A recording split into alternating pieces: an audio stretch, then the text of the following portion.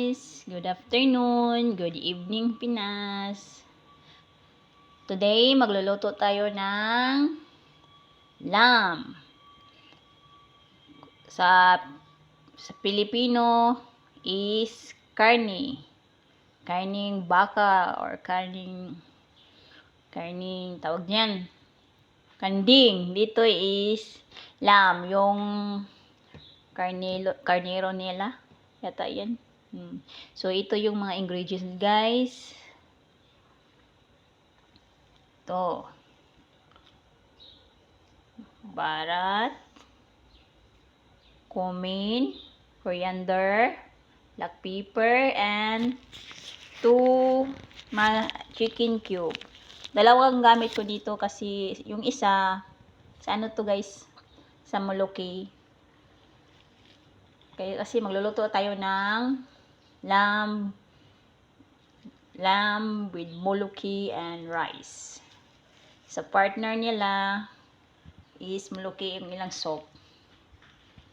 So ito yung tomato paste and tomato, salt, oil, garlic.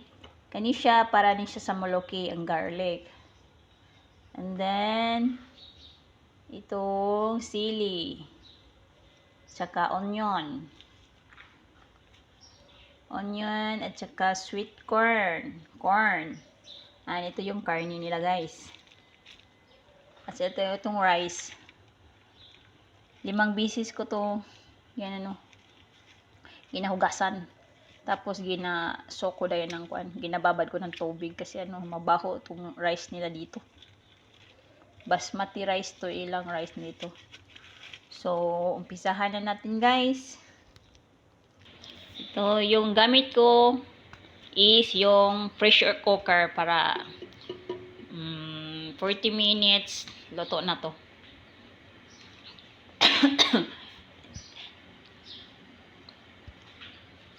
So, lagay na natin yung oil.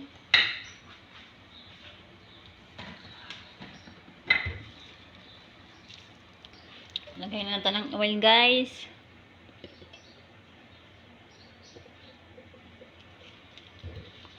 Wag lang damihan natin kasi may na yun, may taba na yun sa lamb natin eh. Lagay na natin ang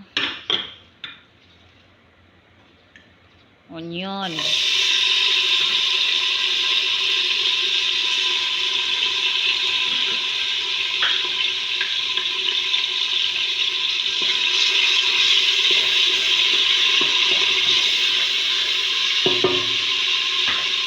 Sunod is yung garlic. Lagyan natin ng garlic fly ito guys.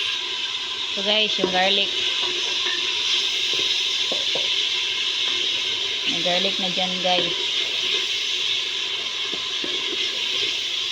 Hintayin lang natin malambot to.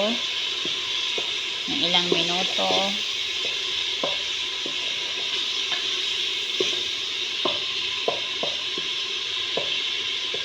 Gusto ko kasi yung pagluluto ko is yung mag-brown na itong garlic ba. At saka yung onion. Kasi mabango. Nababanguhan ako.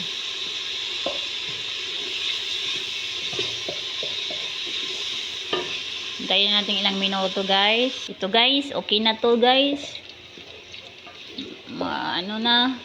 Mabango na yung garlic at saka onion. Pwede na natin ilagay yung lamb or karni nila.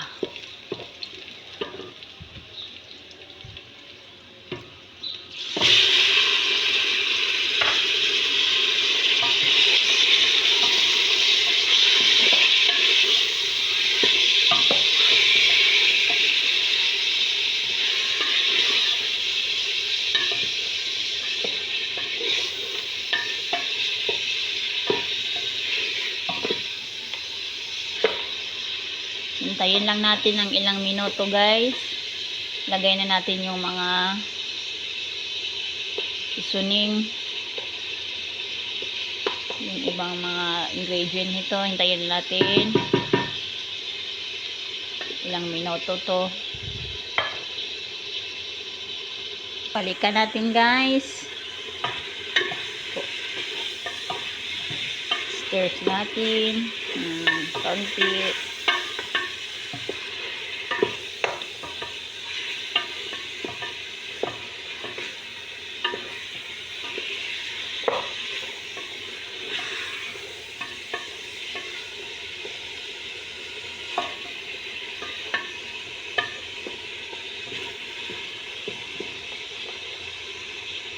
Hindi pa pwede ito lagyan, guys.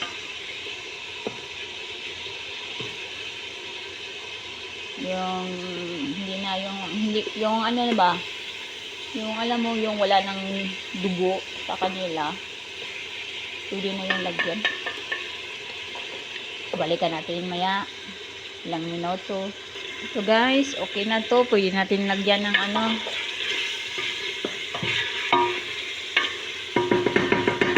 Lagay na natin yung mga seasoning.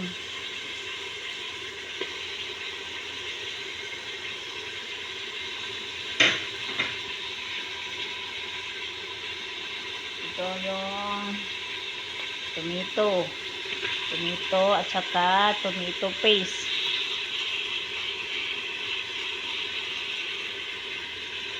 Ito lang, guys. Ito na yon, tomato paste at saka tomato. Paghalo-haloin lang natin, guys.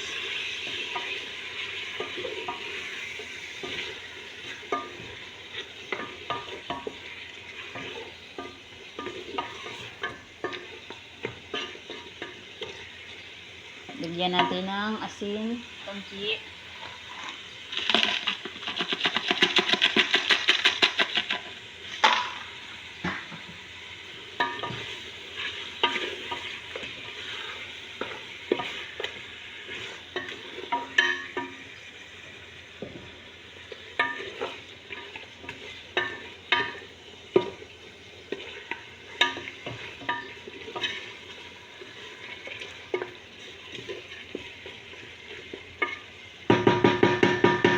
Hintayin natin ng konti, guys, para lagyan natin ng hot water at saka yung sili. At tikman natin kung ayos na ba sa panglasa natin.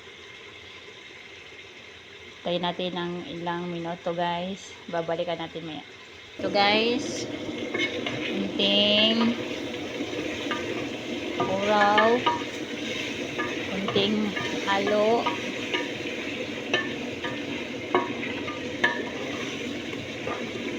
Tapos, lagay natin ang sili para mahalang-halang. Hindi gusto nila mahalang-halang eh. Lagay natin ng konting kuraw pala. Lagyan natin ng mainit na tubig.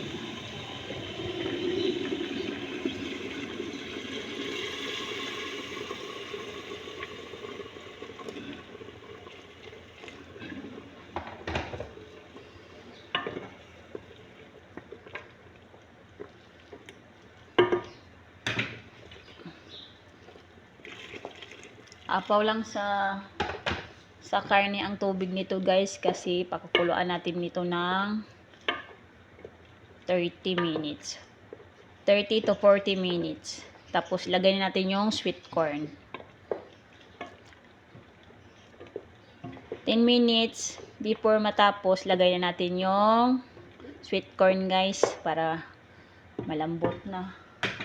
Malambot ang sweet corn dito. Tikman natin, guys, kung ayaw na ba sa panlasa natin.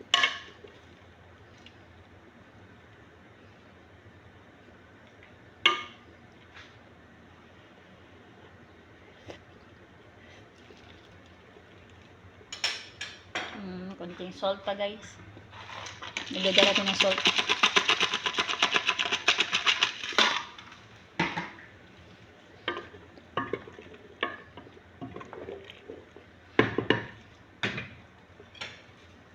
Tikman ulit.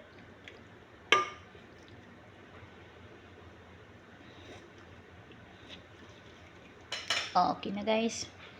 So, takpan na natin.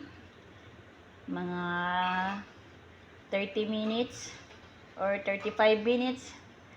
35 to 45 minutes to, guys, pala. 10 minutes before matapos sa 35, lagay na natin yung sweet corn. So, takpan na natin guys.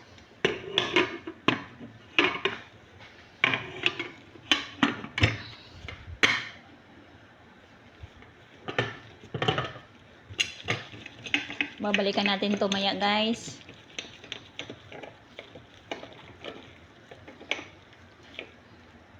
Dito naman tayo sa Molokhia after.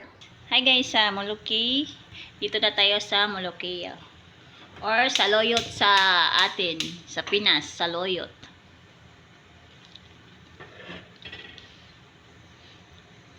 Buksan na nating apoy. Yung medium heat lang, katamtaman lang.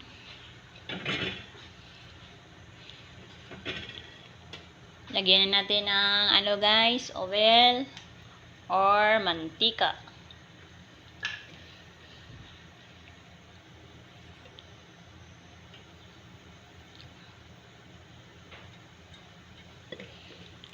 Yung ibang sa pagluluto ng Molokhia guys, kaya ginamix nila dun sa ano, ginablend na Molokhia na. Pero sa akin the way magluto ako is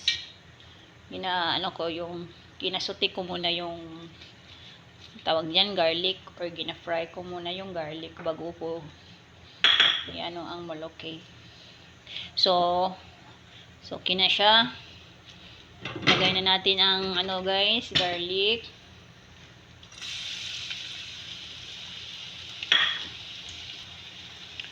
So, hinaan natin ang apoy kasi madali.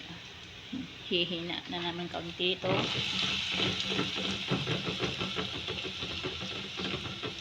Yung sa iba sa pagluluto ng Molokhia, gusto nila yung ma-brown na garlic. Yung iba naman hindi gusto yung ma-brown, yung fruity lang. Pero sa akin, both side So, ito pwede na natin ilagay yung Molokhia guys. Madali lang itong Molokhia Ito yung partner nila sa sa beef nila. Gina-blend ko na itong Molokhia guys. Half and 1/2 isang glasses at half na glass na tubig nito guys.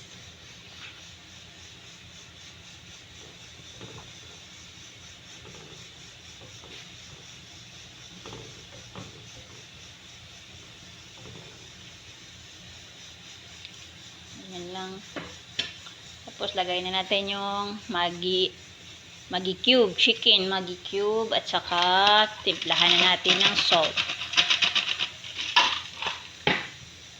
Babalikan natin yan maya pag ano na yan guys, mag-boiled na. Okay. Guys, dito na naman tayo sa rice. Luto na naman tayo ng rice guys. Buksan natin ang apoy.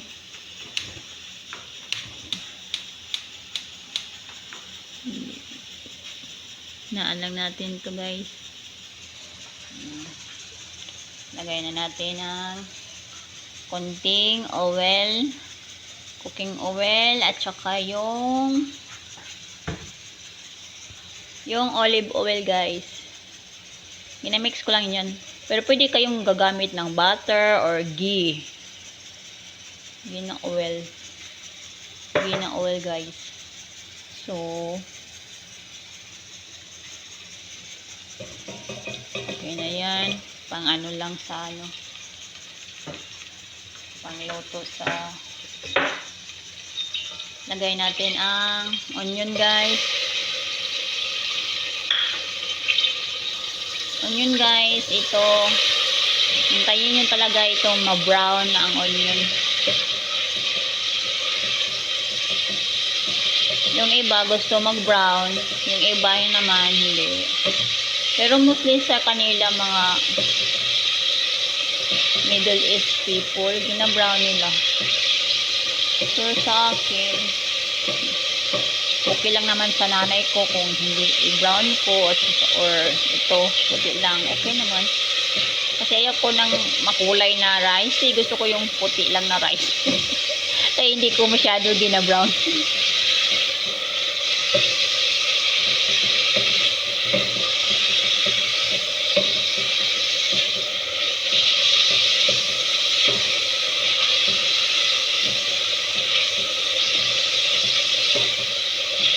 Dayan lang natin itong maluto ang onion or bombay, guys. Guys, ito yon guys, yung ano, pwede na itong lagyan ng ano, rice, guys. Lagyan natin yung rice. Hindi masyadong brown, guys, no. Ayoko talaga eh. Ayoko nang masyadong brown. Lagyan natin ng asin, guys.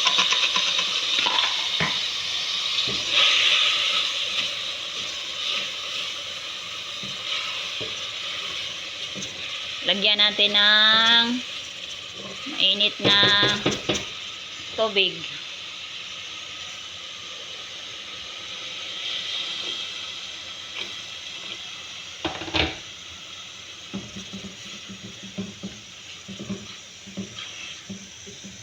Sa pagluluto ng rice nila, guys, hindi masyadong madaming tubig, guys, kasi lumalaki yung ano nila rice, yung humahaba. Humahaba. So, ito pwede na yan, yung hindi makita ang lagyan natin konti. Pwede na ito, guys.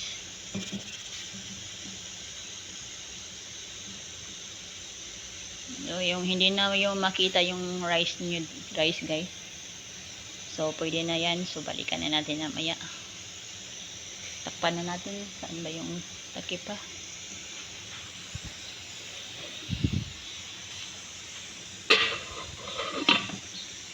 Balikan natin yung mulukiya, guys. Grabe siya. Hinayan natin yung apoy kasi masyadong malakas. Baka mapaw to.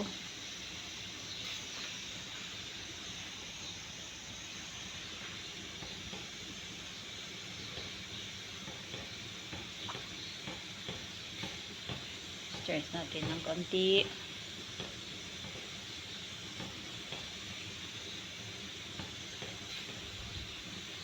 Tikman natin.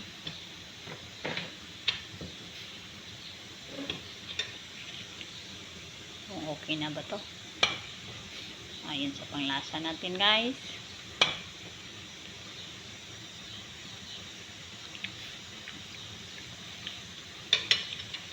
Konting asin pa, guys.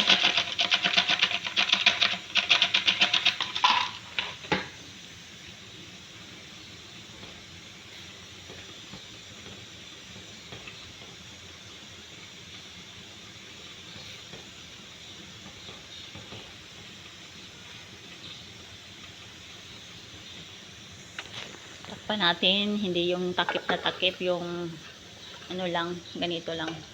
Para hindi yung umapaw yung ano niya, muluki sa loob. So, yan. Nayan na natin na apoy.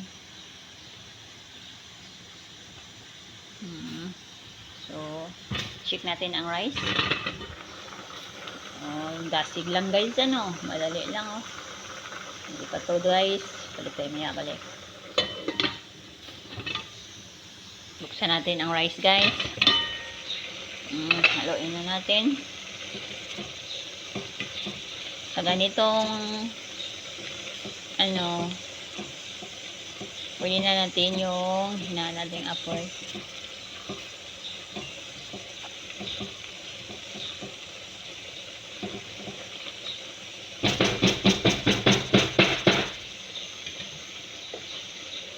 Hinaan natin ang apoy dito, guys. Mga 10 minutes luto na ito, guys. Hinaan natin ng apoy. Itong mulukiya natin, i-check natin. Ito na yan siya, guys. Sa pagluluto ng mulukiya, 15 to 10 minutes ang ginaano ko dito, guys. Pan ulit. So, wala pa.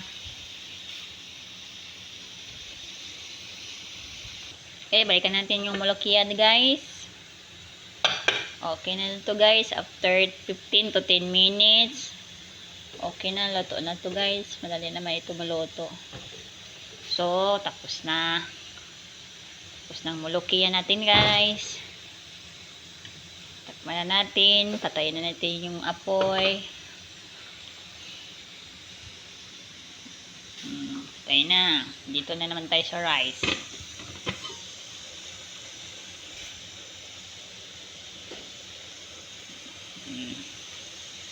Lapit na.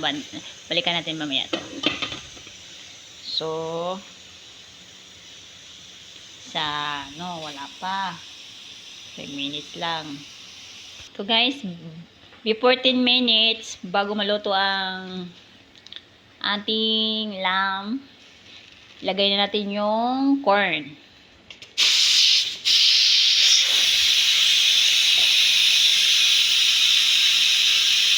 Sa hindi pa nakakalam nito, sa pressure cooker, kailangan talagang itong whistle na to, kailangan talagang mupa na yung niya sounds, yung hindi na muna marinirig yung sounds niya. Kasi kung gina-direct mo yung buksan, baka sasabog ka. Sasabog kayo lahat. So, hintayin natin wala na itong tunog bago natin buksan. Hindi ko sinabay yung sweet corn sa lamb kasi baka yung corn ma-overcook. Kaya 10 minutes before maluto ang ating lamb, lagay natin ang corn. So, buksan natin guys ang pressure cooker. Wala nang tunog. Pwede na tong buksan. Ito na yun guys.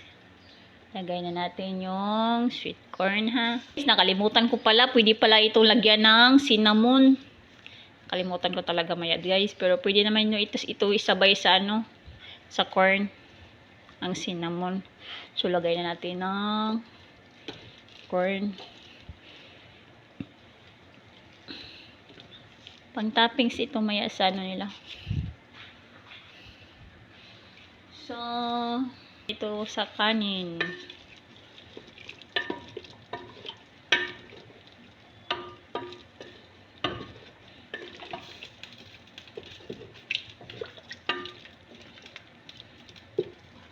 Saan na ba yung pang ibang kutsara natin ulit guys.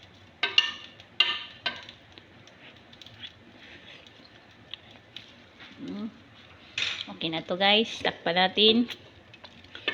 10 minutes lang natira sa timer natin. So, pagkatapos ng 10 minutes, luto na ito guys. Taklapan na natin.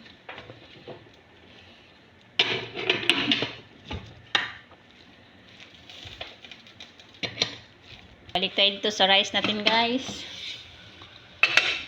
Luto na to guys. Luto ng rice na din.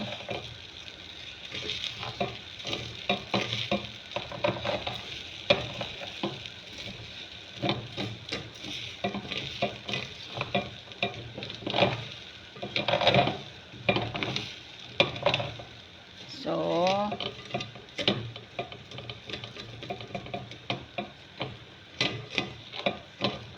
okay na guys. Luto na yung rice ko.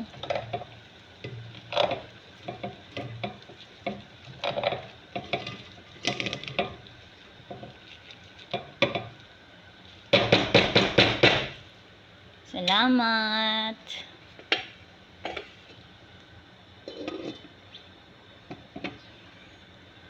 Salamat sa panonood. God bless us. Ingat kayo lagi dyan. Bye-bye. See? Ito na siya. Ito na yung finished product.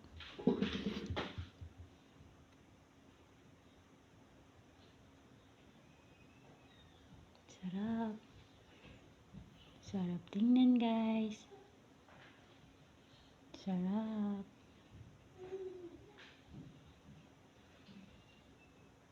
Bye-bye. God bless us.